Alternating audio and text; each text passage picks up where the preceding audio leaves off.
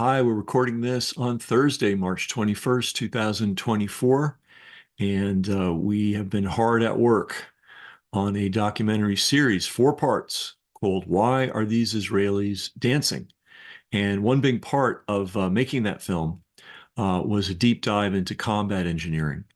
And we learned a lot of stuff, and we found something I consider really shocking. And I'm amazed that I have not seen this in the mainstream news media, in the alternative news media, in the resistance news media. Maybe I overlooked it, but it turns out that this catastrophe in Gaza was anticipated, not this specific one, but what's going on there. And it has been addressed by the Red Cross way back, not in the context of this current event. It's even been addressed by the U.S. military. And so I'm going to take you through a walk through the web, and you can follow up on it. But you will apparently get this basic information nowhere else. I'm a little bit shocked. All right, here we go. Okay. I hope it's working. Yeah, I'm just gonna trust. Okay, so if you go to the our nemesis Google and type in explosive weapons in populated areas, you get this little thumbnail. And what does it say? It says the use of explosive weapons in populated areas also has severe reverberating humanitarian impact. People injured often require specialist medical and psychosocial care in both the immediate and long term, which is often unavailable in conflict situations. No kidding.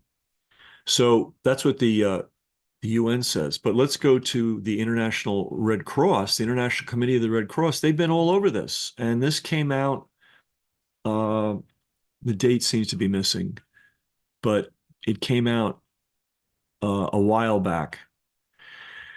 And this is the article, Explosive Weapons in Populated Areas. Armed conflicts are increasingly fought in population centers, but often with weapon systems that were originally designed for use in open battlefields. When used in populated areas, explosive weapons that have wide area effects are very likely to have indiscriminate effects. Okay. They are a major cause of harm to civilians and of disruption of services essential for their survival. So let's click on the International Red Cross report on this. And here's what it says. Explosive weapons, civilians in populated areas must be protected. And this came out January 26, 2022. This is not an obscure organization, the International Committee of the Red Cross. So this should have been, in fact, was on the radar screen of militaries around the world, including the US, but apparently not Israel. So this is the article. And oh, here's a little video we can watch. I hope I hit the sound button. Well, we will find out.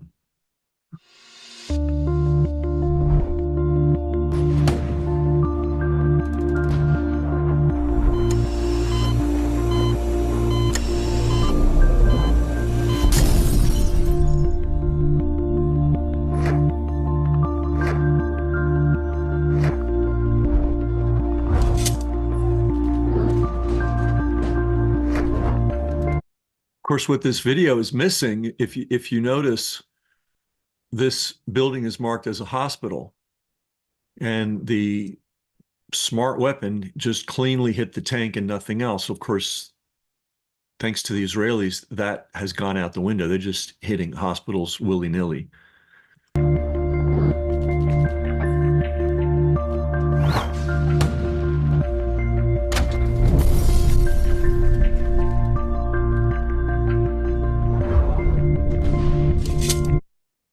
Yeah, no water.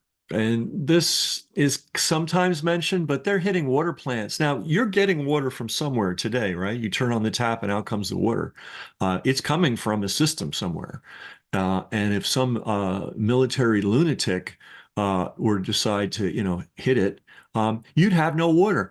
How would your life be without water for half a day? How about a day? How about a week? How about a month? All right.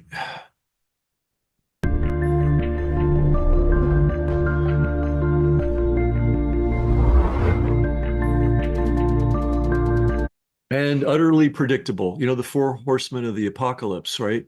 War. Forget the third. I can't remember all four, but it's a sequence. They don't all come at once. The first one is war.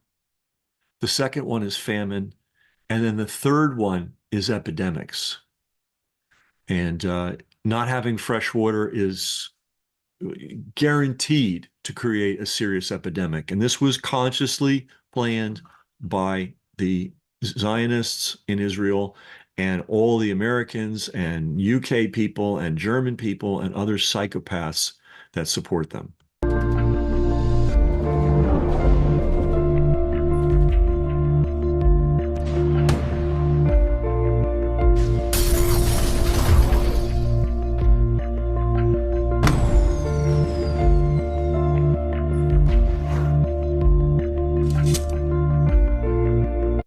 Now, in Gaza, they've specifically targeted the power plants.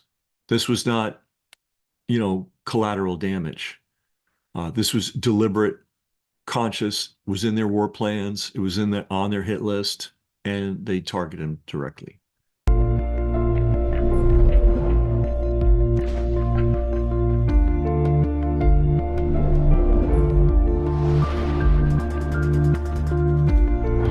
As you look at this, this is almost literally the Israeli battle plan. We're going to hit the hospitals, we're going to hit the water, we're going to hit the power, and we're going to start an epidemic. We're going to create a lot of traumatic injuries, and there'll be no place for people to go to get treated. That's what we're facing today. We're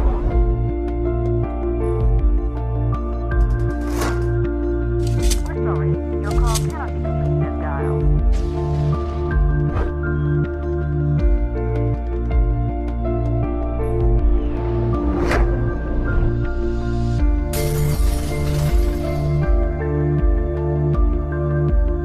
And there's the message to the militaries of the world.